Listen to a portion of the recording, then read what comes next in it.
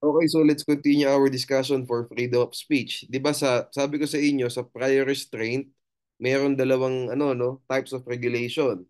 Content-based at saka content neutral. So pang-ilan na tayo? Freedom of speech, prior restraint, pangatlong level na tayo. Content-based and content neutral. Diyan po, ano yung usual na matatanong sa bar exam? Content-based. Normally, ang itatanong po sa bar content-based kasi ito talaga yung matindi na regulation, no? Kasi in content-based regulation, the restriction is based on the subject matter of the utterance or speech. In other words, ang pinag-uusapan po natin dito, yung content nung sinabi. Okay? Yung content nung expression ng speech ng isang tao. At ni-regulate po yung content na ito. Example, ano ba example ng content-based regulation? Sabihin natin, pinagbawal ang pornography sa Philippines. That is a content-based regulation. Okay? So ngayon, pinagbawal ang pornography sa Philippines. Can we consider this as unconstitutional or constitutionally sound siya? Hindi constitutionally sound po. Bakit?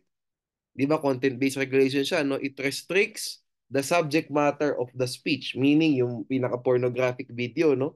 So ano ba yung dalawang test to determine if the content-based regulation was valid or invalid, no?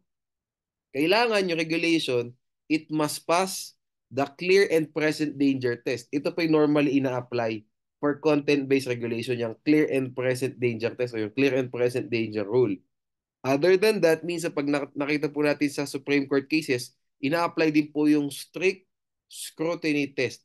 Ilang beses na natin nakita itong strict scrutiny test na to, di ba? Nasa ano rin yan? Nasa Equal Protection Clause din, tapos nasa Due Process Clause din. Di ba? Pangatlong beses na ata natin nakita to. Anyway, no, so ang suggestion ko lang sa inyo, for the purposes of the bar, wala naman sinabing test that you have to apply. Di naman sinabing applying the strict scrutiny test, no? Determine if this regulation was valid. Kung hindi naman ganyan ang tanong, ako sa inyo, mag-clear and present danger test tayo. Kasi yun po talagang clear and present danger test, ginagamit talaga yan sa freedom of speech, freedom of expression. Itong strict scrutiny test, medyo mas ano siya eh, mas tawag diyan, used multiple times. No? Mas general siya in nature. So, ang suggestion ko sa inyo, pag tinanong tayo ng was his freedom of expression violated kasi nga binawal yung pornographic video. Ang i-apply natin do content-based regulation yan, clear and present danger test. Okay, so ano po sabi? It means that speech may not be restrained unless there is a clear and present danger that the speech will likely lead to a substantial evil which the state has a right to prevent.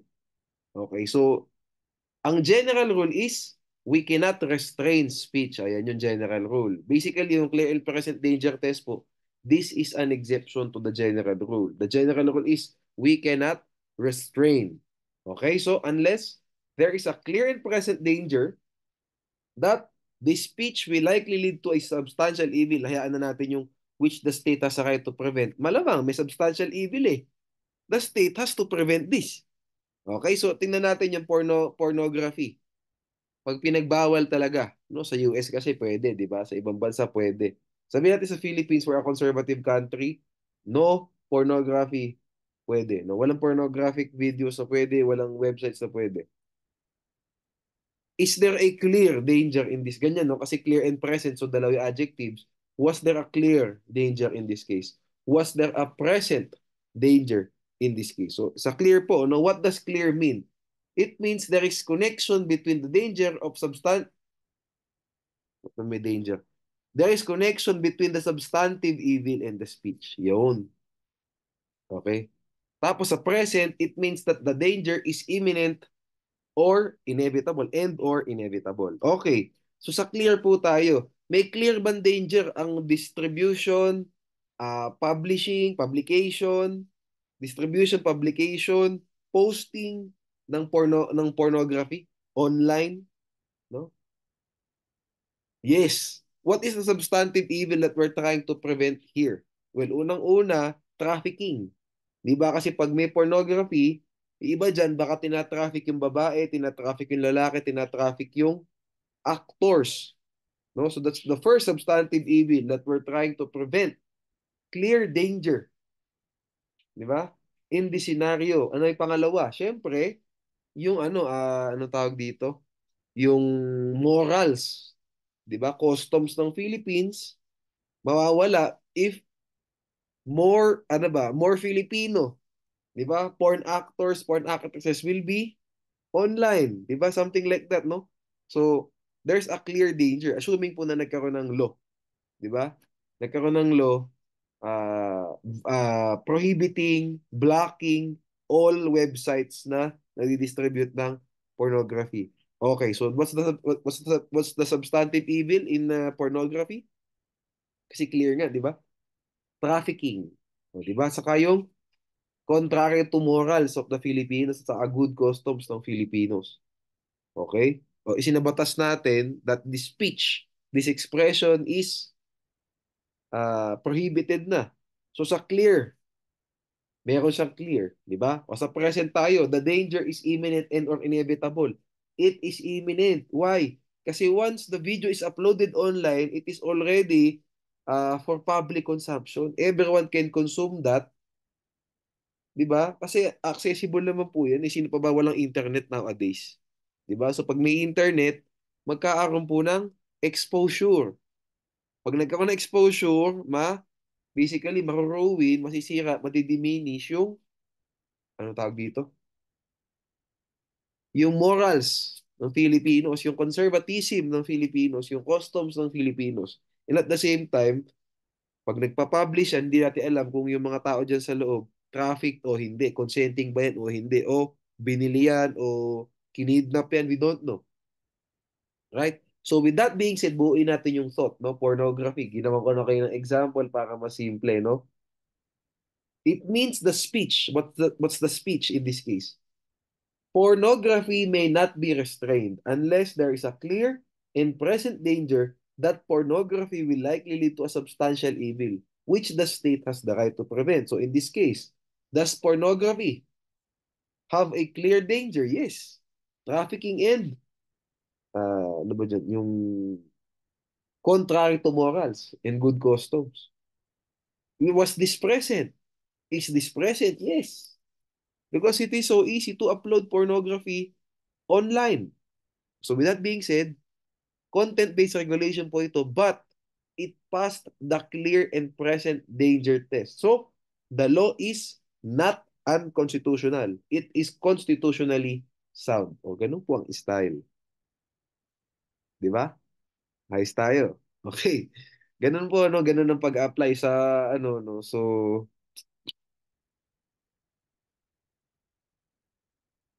okay. Paano pag pinagbawal? Sabihin natin, bawal kang,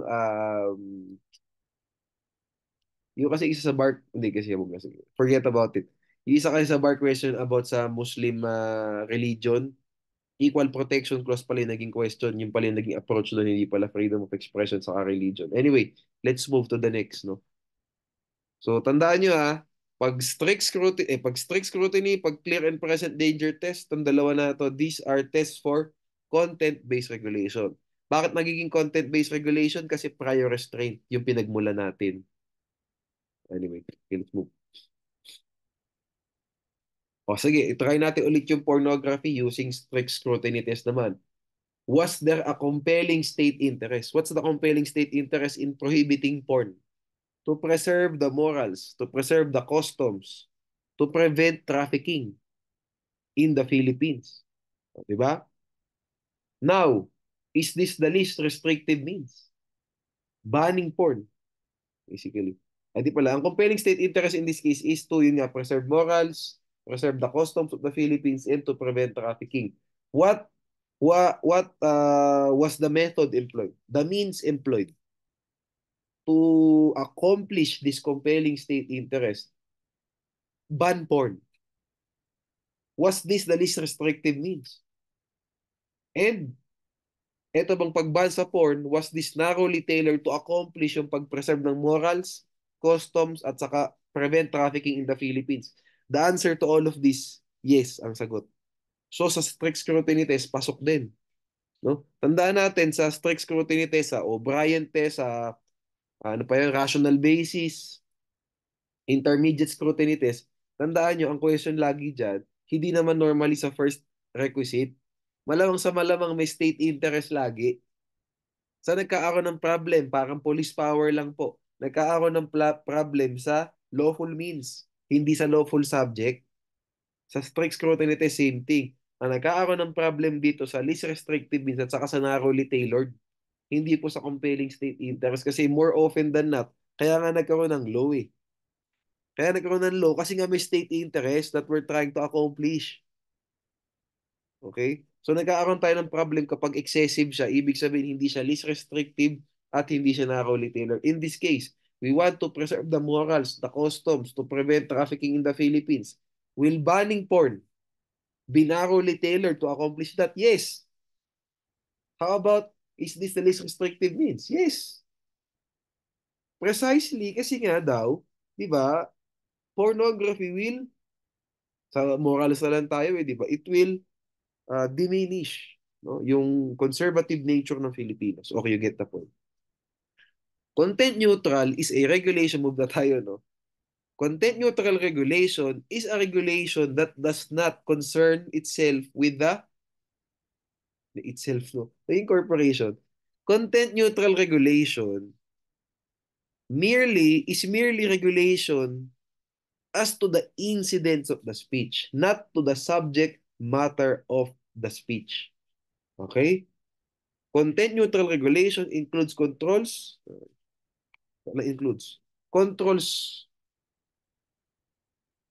the incidents of the speech, okay? Such as time, place, or manner of the speech, no? It is not, ano lang, wait lang, ganyan. It is not a regulation on the subject matter of the speech, no? An example of this one is BP bilang 880, no? 880, important topic po ito sa freedom of speech, no? Kasi yan yung ano, pag yun yung regulation pag nagkaaroon ng rally, no? Freedom of assembly, no? Sa well, pag nag-welga rally, no? Yung BP 880 yan. Anyway, point natin dito sa content based, we are concerned with the subject matter of the speech. Ito pong content neutral, we are concerned with the incidents of the speech. O, attorney, yung bang size of the tarpaulin, is this content based o content neutral? Kung iisipin nyo, no, sabihin natin, hindi mo pa binasa yung case na Diocese of Bacolod case versus Comelec, you would think that the size of the tarpaulin is merely content neutral regulation. Kasi tama, pag sinabi mo kasing size of tarpaulin, asan yung words? Asan yung content, di ba? Hindi naman po tayo nag-deal doon sa ano yung sinabi ng tao eh. Ang dinidil lang po natin dyan, yung size nung, basically, nung tarpaulin. So kung isipin mo, kung hindi mo binasa yung case na yun, yung Diocese of Bacolod, you would think that content neutral siya kasi that's just an incident of speech. The manner of the speech lang siya. However, sabi nga sa kaso na yun, content-based din, no? Kasi nga daw, the size matters, di ba? With respect to speech. Kasi, yun naman nakalagay sa pinaka-case, no? Yun talaga yung nakalagay. The size of the tarpaulin matters. Kasi if we have a bigger size, di ba, more words can be said, it can highlight the importance of the speech and so on. No? So, content-based po siya. Anyway, so content neutral, pakibasa na lang tong O'Brien test, no? So, kasi tingnan nyo, uh, kakaiba siya, no? There are four requisites for this test, no? Yung intermediate scrutiny test, no? It is within the constitutional power of the government to impose this regulation. There must be substantial government interest in passing, implementing this regulation. The interest is unrelated to the suppression of free expression, and the restriction is no greater than is essential to further the interest. Example na natin yung BP 880. BP 880 regulates yung pag-hold ng rallies in the Philippines. So, ang sabi po dyan sa BP 880, kailangan mag-secure ng mayor's permit bago tayo mag-conduct ng rally sa public spaces. Tandaan nyo, Ang BP 880, it is only concerned with public spaces. Kasi pag private spaces yan, sabihin natin, private property, doon nagwelga, hindi mo kailangan ng mayor's permit. No? Kasi hindi naman public property yung pinagwewelgahan nyo. So public property ito, no? Saan? Normally sa Menjola. Bago tayo mag-rally sa Menjola, kailangan meron tayong permit ni Mayor of Manila. Di ba, yan yung dyan normally nagwewelga sa Pilipinas po. No? Pag sa QC nagwelga, kailangan ng permit ni Mayor sa QC. Okay, so tingnan natin, no? Ganon, no? Ang law is, kailangan mo ng mayor's permit bago ka magwelga. Is this within the constitutional power of the LGU? Of the government? Yes, no? Kasi police power measure siya. Di ba? To impose. Ay, di pala, hindi nga ito, ano, ba't ba LGU sinabi ko? This, kung, ano, BP 880 nga pala. Batas pambansa. So, this is, well, nung araw, batasang pambansa ang tawag. So, itrato na lang natin siya as current times. This is a law enacted by the Congress. Is this within the constitutional power of the Congress to enact? Yes. Diba? The Constitution, no? The Congress has the power to enact laws. So, within the constitutional power of the government to enact this BP 880 ng batasang pabansa at that time. Next, mayroon bang substantial governmental interest that the state has to accomplish? Yes. Ano yan? Public order. No? So that we can regulate traffic properly. We can enclose the rallying grounds properly. Di ba? We also, ano ba, we can also promote public safety. Because kapag alam po ng mayor na magkakaroon ng rally dyan, magde-deploy na ng police. So mape-prevent po yung disorder, di ba? Mape-prevent yung, alam niyo na, baka maging magulo yung, ano, nagkakaroon ng sakitan dyan, mape-prevent po. Diba? So the substantial government interest in this case is public order. Diba? Regulating traffic, public safety. Diba? So maayos. And all in all, public welfare, diba? We just want to take care of the public, no? Naalala ko po sa amin, no, tangent lang, nung nasa San Beda pa ako, pag medyo grabe yung magiging pang-rally, expected, nagsususpend kami ng klase noon eh. So, diba? Public welfare, kasi nga may mayor's permit. Anyway, let's move, no? The interest of the state is unrelated to the suppression of free speech. Ito bang BP 880, is this unrelated? Ay yung, di pala BP 880. Yung bang layunin ng BP 880 requiring mayor's permit bago ka mag-assemble, bago ka mag-rally in public? Is this ito bang interest na ina-accomplish natin dito? Is this unrelated to the suppression of free speech? The answer is yes. Hindi naman natin problema kung ano yung sasabihin mo. Ang problema natin, yung interest ng state in protecting the public, in regulating traffic, kasi nga traffic sa Maynila. You get it? Ganun po ang suppression of free expression. Titingnan natin ulit yung layunin ng BP 880. Not BP 880 itself, not BPB ng 880 itself, but the layunin, the purpose of enacting this law. The purpose is to, yun nga, promote public order, preserve public order, promote public welfare, public safety, and regulate traffic in Metro Manila. And the restriction is no greater than is essential to further the interest. Hindi ba excessive, in other words, yung restriction? The answer is yes. Because we're not trying to prevent you. We are not preventing you to conduct rallies, to conduct assemblies. We're not preventing you at all. We're just saying that you must seek a mayor's permit before we proceed. Before you proceed with your rally. Okay?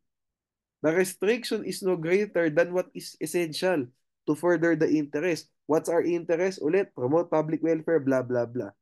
Will securing a mayor's permit promote etong interest na to? Yes. Kasi pag naabisuhan na si mayor, pagagalawin na natin yung mga pulis para ma-prevent talaga yung trouble dyan. Di ba? Yung public disorder dyan mape-prevent. Kasi meron ng mag-regulate basically nung, di pala regulate, merong mag-watch out nung magiging assembly, magiging rally na mangyayari.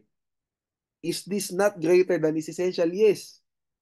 Kasi isa lang naman ang kailangan mo, mayor's permit lang, di ba? It's not too burdensome to secure.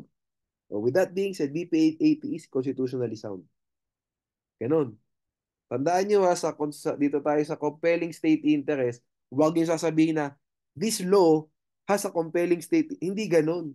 The compelling state interest in this case is public order, public safety, public welfare, public health. Yun ang lagi yung dialogue dyan. Okay? Tandaan nyo yan. Okay? Basically, yung pong yung law is just parang ano lang siya.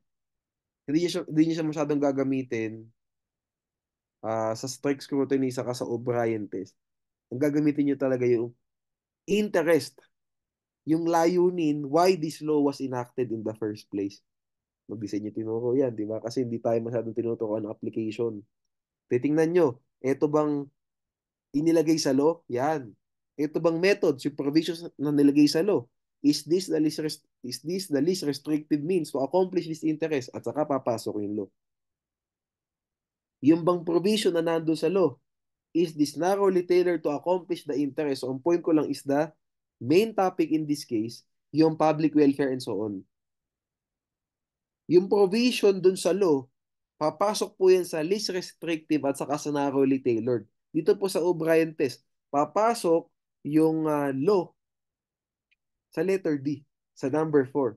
Yung A, titingnan natin, ano ba yung powers of this body? LGU ba yan? Congress, President, yan yun. Yung letter B at saka letter C, ito po, we talk about the interest. Public welfare, public safety, public order, and so on. So in this case, may BP 880, public order, public safety, public welfare, saka regulation of traffic, di ba? That's the substantial government interest. Ito bang interest na to, is this unrelated to the suppression of free expression? Obviously. We're just trying to make things orderly sa lugar. That's not suppression of freedom of speech. O lastly, dito po papasok ang provision ng law. The provision of BP 880 is not greater than what is essential to further this interest, which is public order and so on, public welfare and so on. Kasi kailangan, what's the provision? Secure a mayor's permit. That is not greater than is essential to further this interest. You get the point. Okay, move tayo to incitement and advocacy. No? Ito po na, this was a bar question. I forgot the year ng bar question na to. What is the heckler's veto? Ang heckler's veto po essentially, kaya nga heckler. Pag nag-heckle ka, ibig sabihin ko yung minority. Di ba? In ano yan, ginagamit yung salitang heckler normally sa stand-up comedy. May nagsasalita, may comedian sa harap ng stage. And then someone is parang booing this person, criticizing this person. Heckler ang tawag doon. Okay, so what is heckler's veto? Basically, it's an attempt to limit unpopular speech. No? Someone is speaking, siya yung majority. Para ngayon, syempre, gobyerno natatakot sa opinion ng majority. Kasi baka pag yung minority, hinayaan natin magsalita pa, baka itong majority maghasik ng lagim. Yan po yung heckler's veto. So ano gagawin ng government? Ililimit natin yung sinasabi ng minority. Huwag na kayong maingay. Kasi baka pag nabuisit nyo itong majority opinion, mabuisit to, maghasik ng lagim sa lugar natin. Yan po yun. That's the reason why nagkakaroon ng heckler's veto. Is an attempt to, di ba din nyo get eh. Pag wala ka talagang context, hindi mo talaga magigit. What is this? Veto. Ang mangyayari sa inyo, memorize mo lang. Memorize mo lang yung meaning. Tapos, hope to God na kaya mong i-apply once the bar question is there already. Okay, anyways, sasabihin ko sa inyo yung nakalagay sa no, yung sa case law. Heckler's veto is an attempt to limit unpopular speech.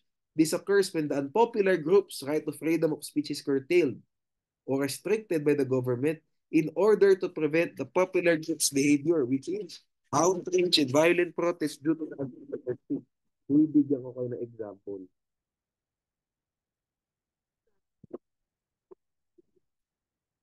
Ang popular opinion is, mahirap pag-isip ah. Okay. Ang popular opinion, sabihin natin,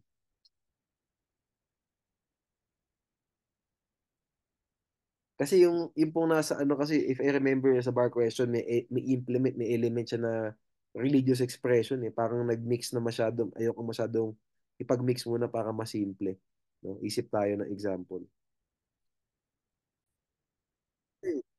Eto example natin.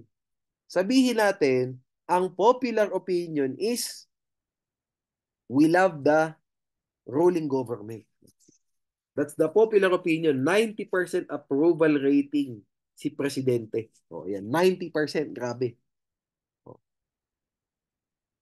Ngayon, ang unpopular yung 10%. We do not like the President.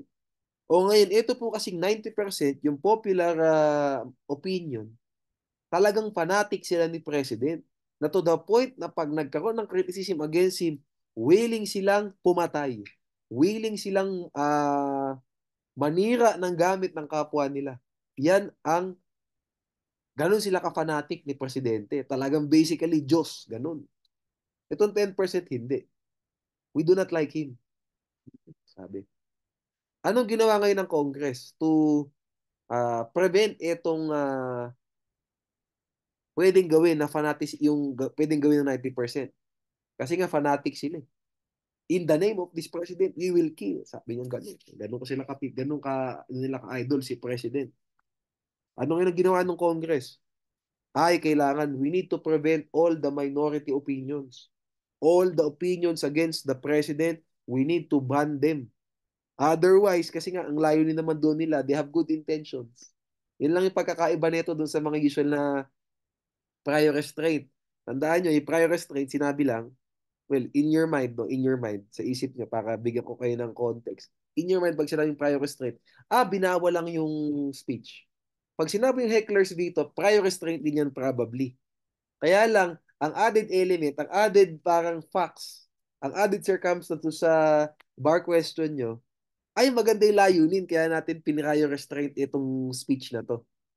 Ang layunin namin, kaya namin pinipigilan lang yan, nagmamagandang loob lang naman kami. Kayong 10% na minority kayo, ayaw naming masaktan kayo.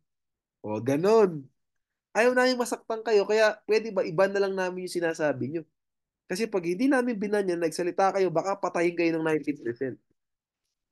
Tama ba yun? O, di ba? Basically, dinagdagan lang natin ng good intention, quote unquote, coming from the Congress. Is this unconstitutional? Yes, it is unconstitutional kasi heckler's veto siya. Okay? O now, sabihin niya heckler's veto, how will we determine if this is unconstitutional? Apply niyo ulit yung clear and present danger, content-based regulation yan, malamang kasi hindi niyo pinagbawal yung speech eh. Any speech against the president, bawal. That is content-based.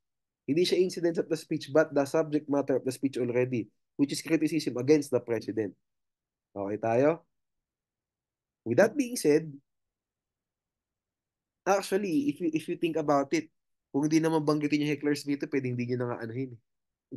Pwedeng hindi nyo na i-address. Sabihin nyo na lang, this is a prior restraint, no?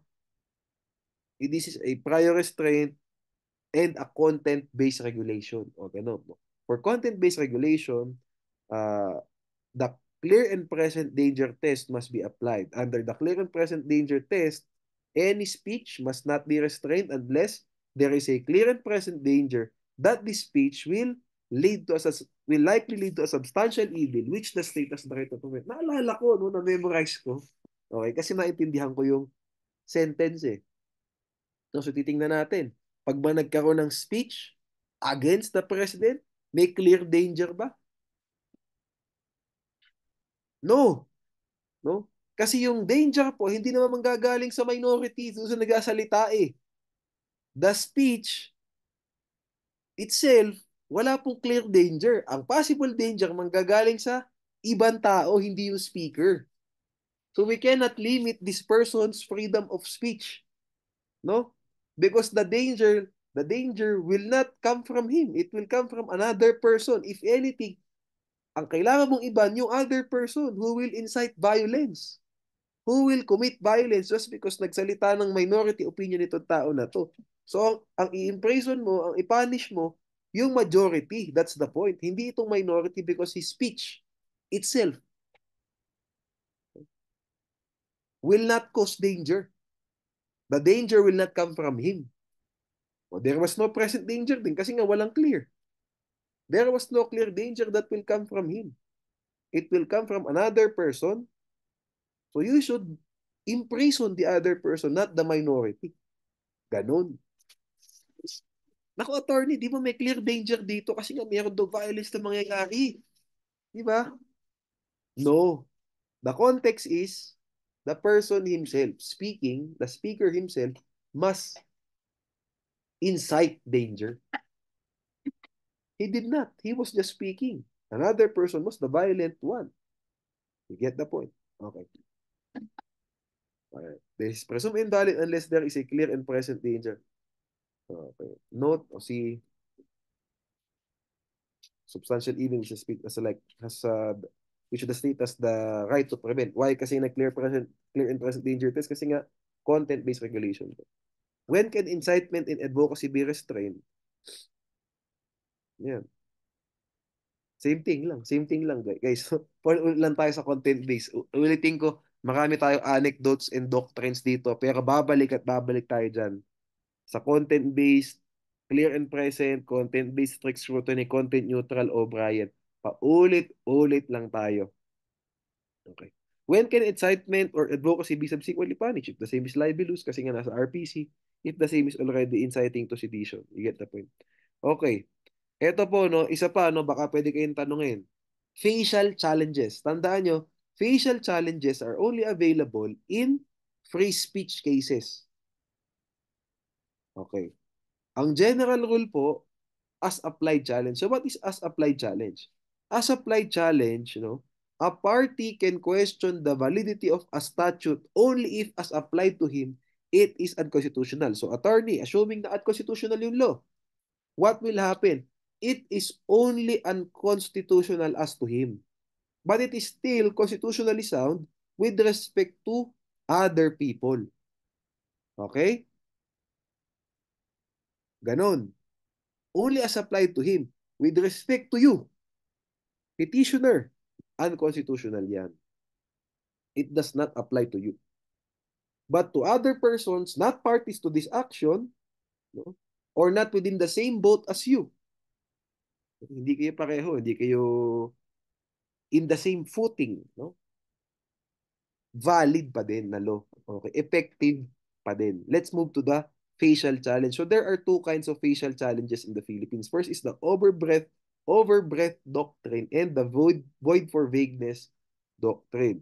The facial challenge rule provides that the legislation is always unconstitutional, regardless of the petitioner, regardless of the person, it is always unconstitutional. Pag as applied, only as applied to him. Okay, so tandaan nyo, facial challenges, penal statutes, criminal law cannot be the subject of facial challenge unless it encroaches upon the freedom of speech. Okay? Unless may element na ng speech kasi baka pinapunish naman ng criminal law the speech itself. Like example, any criticism against the president will be penalized by arresto mayor. Will be penalized, will be subject to the penalty of arresto mayor. So, up to 6 months imprisonment pag kinriticize mo si president. That is a penal statute, penal provision, correct? But this penal provision has an element of freedom of speech. It encroaches upon the freedom of expression, of speech. So, pwede ka mag-facial challenge in that scenario. Anyway, let's move. Facial challenge, di ba? Kasi nga, it is always unconstitutional, di ba? In all circumstances, in all persons. Against all persons, it is always unconstitutional. So, it can be contested by any person. So, the rule on locus standi does not apply. Okay? It does not apply. No? Kasi it can be contested by anyone. Hindi mo na kailangan patunayan yung that you will suffer an injury, di ba? Because of this governmental act. You get the point. Next tayo. What are the kinds of facial challenges? Overbreadth at saka void for vagueness. Sa void for vagueness muna tayo. A statute, a statute, a statute may be said to be vague when it lacks comprehensible standards. Ito ba, mahirap pa ito. Ito lang tandaan nyo. Yan, itong hinighlight ko na to. The people must necessarily guess as to the meaning of this law and differ as to its application. Why is this void? No? Dapat nakaganyan yan. Because it fails to accord persons fair notice of the conduct to avoid. Why? Kasi we don't know what it means. Diba? And we differ as to its application. What does it mean? And kung meron man kaming meaning, we don't know how to apply this properly. We have different ways to apply this. And it leaves law enforcers unbridled discretion in carrying out the provisions. No? Kasi nga, di ba? Ito pong una, from the perspective of the, ano ba, the private citizens. Hindi namin alam po kung ano yung dapat namin i-avoid. Kasi hindi namin alam kung ano maibig sabihin yan. Oh. Ngayon naman, doon tayo sa government side. Ito, the private citizens. No? From the perspective ito of the private individual. Ito isa naman, from the perspective of the public officers. It leaves law enforcers unbridled discretion in carrying out its provision and becomes an arbitrary flexing of the government muscle. Basically ito, hindi nga namin alam kung ano meaning it differs in its application. So ano gagawin? Kahit ano ngayon yung police. Kung paano namin naintindihan yan, ganun namin i-enforce yan. Okay? May example ba tayo dito? As example, ito. The provision on aiding or abetting in the commission of the cybercrime is deemed void for vagueness, void for being vague. Because the crime, ayan, ensnares all the actors in the cyberspace in a fuzzy way. Ito example, guys. Hindi ba, cyber libel is libel committed through the use of a computer system. O, sabihin natin, nag-post si letter A, si Mr. A. Pinost niya si Mayor ay babaero. Si Mayor Juan de la Cruz ay babaero. That is a libelous speech. Kasi hindi na po siya fair commentary dahil public person but private life. Ngayon may nag-like, may nag-share, may nag-comment na ha ha ha. Tatlo. Okay? May nag-like, may nag-share, may nag-ha ha ha. Ang sabi po dyan, pwede po nating ngayon, ang sabi po dyan, ngayon ang tanong, pwede po ba nating sabihin liable for aiding or abetting in the commission of cyber libel yung nag-like, yung nag-share at saka yung nag-comment? No. Kasi nga, etong aiding or abetting na provision under the cybercrime law is unconstitutional. Why? It is vague. What is aiding? What is abetting? So, with that being said, the people will not know the people will guess as to the meaning of the word aiding, of the word abetting. And the people will differ as to the application of the word aiding and abetting. Baka sa isang tao, ay pag nilike ko yan, hindi naman aiding yan. Sa isang tao naman, ay nako baka pag nag-like ako, aiding na yan. O baka pag nag-share ako, aiding na yan. You get the point? Diba? We do not know. What does this mean, bro? We don't know. Diba? So, with that being said, it fails to accord the people the conduct that they have to avoid. Naku, baka pwede naman kaming mag-like saka mag-share pero bawal mag-comment. Hindi namin alam. O baka bawal kami at all. O, di ba? Nagkaroon kayo ng example, di ba? O ngayon, on the other side naman tayo from the perspective of the government, of the public officers. Nagkaroon po sila ng unbridled discretion in carrying out itong provision under the cybercrime law. Kasi anyone, public officer, pag nag-like ka, automatic libelous na yan, aiding ka na in the commission of cyber libel. They had an unbridled discretion na to carry out the provisions of the law. Di ba? O pag nag-share ka, automatic criminal ka na. Now you're arbitrarily flexing also the government muscle. Kasi kahit ano talaga, pwede mo nang ipagbawal eh. Di ba? Nagkaroon na tayo ng example for void for vagueness. O dito tayo sa overbreadth, no? This doctrine provides that a regulation of speech is void if it unnecessarily sweeps broadly and invades protected and unprotected speech. In Tagalog, okay, etong law na to, hindi lang unprotected speech ang ni-regulate, pati protected speech regulated na. Kasi pag sinabi mong protected speech, that is covered by the freedom of expression. Dapat pwedeng sabihin ng tao yan. Protected eh. Pag unprotected, yun yung pwede na ipagbawal. Bawal mong sabihin niya kasi libelous, kasi inciting to sedition na, no? Kasi rebellion na. Sinasabi mo rebellion na, 'di ba? Treason na, treasonous na. You get the point, no?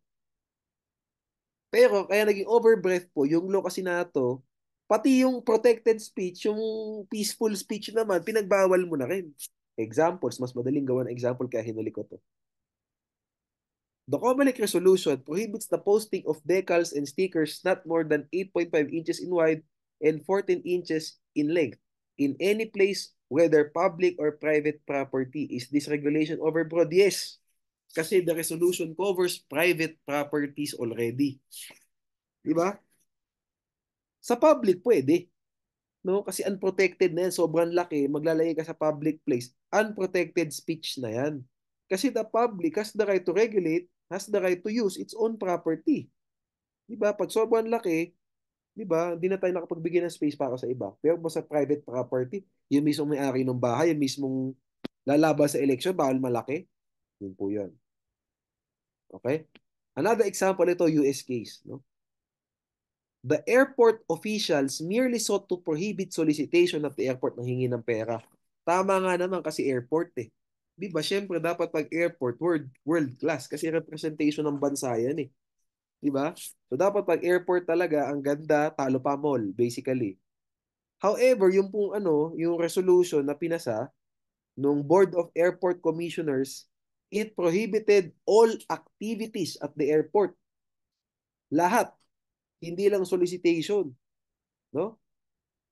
Sabihin natin, may kumakanta, musician, bawal na rin. No? Bawal na rin yan. May nagwelga laban sa airport kasi pangit yung airport nila, bawal na rin. Pinagbawal lahat. All kinds of activities became prohibited. Is this unconstitutional? The answer is yes. Kasi it's overbreadth. Overbreadth doctrine na violate. Kasi it already sweeps into protected and unprotected speech. Ang unprotected speech in this case is solicitation. Pangit nga naman kasi nag-solicit ng kahit ano dyan sa airport. Pero pati protected speech, kakanta lang, bawal na. Mag-welga lang kasi nga pinaprotesta yung pangit ng airport, bawal na rin. Na-sweep na po nila yung protected speech. So, in that case, void for being unconstitutional yung law. Yung regulation na pinasa ng Board of Airport Commissioners. Okay. Okay. Etong mga natira, no, let's tackle this sa next video. Mas mabilis na to kasi paulit-ulit alam din tayo na content based and so on. No? Sige, basahin natin sa next video and i-apply natin sa next video.